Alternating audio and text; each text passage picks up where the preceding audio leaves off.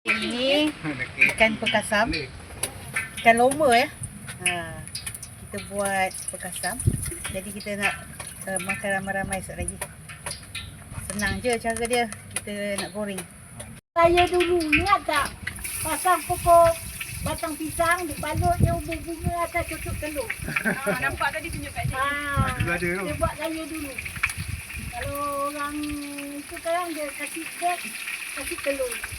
Kasih beg, kasih Tak telur. batang pisang, tak apa, pasu, tak Pasu tanah. bawah, siap semua. Mau tanah, dia dia. Tak pucuk itu Dulu pasu bunga. besar tu kan. Apa kau busuk? Pasu pun, yalah dia buat pasu dia semua dah siap dah. Mau tanah buat padat kan? Semua budak-budak dia lah. Penuh lagi dia kan? Tidak. YouTube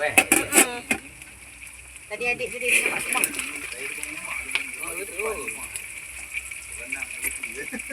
Ikan. Dah garing kan?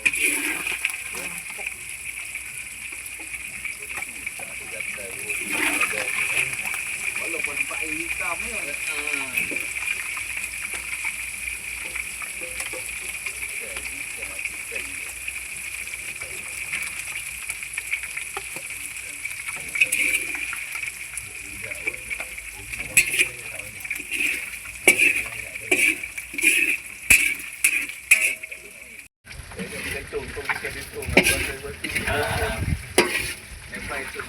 Kita goreng bawang dia dulu.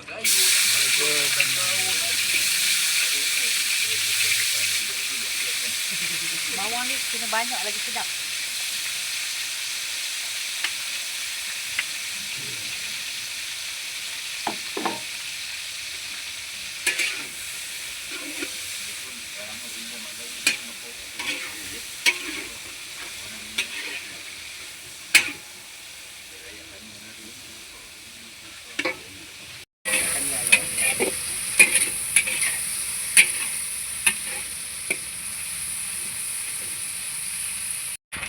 Lepas tu kita masukkan cili kering, cili pacak, masuk saja. Sebab kita masukkan cili ni lambat, sebab bawang tu dia masak lambat, jadi cili ni cepat dia lari dia.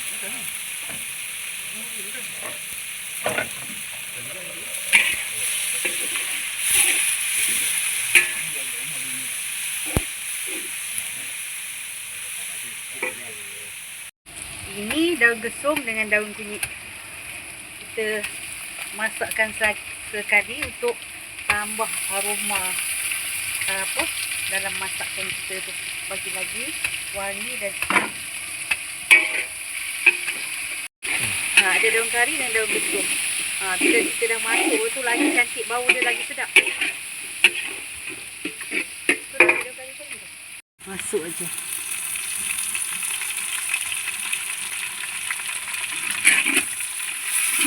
Okay, kita tengok semua dah garing kan.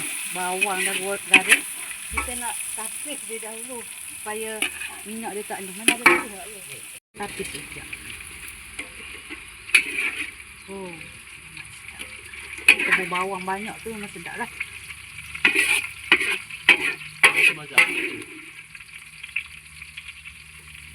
Masak itu tadi.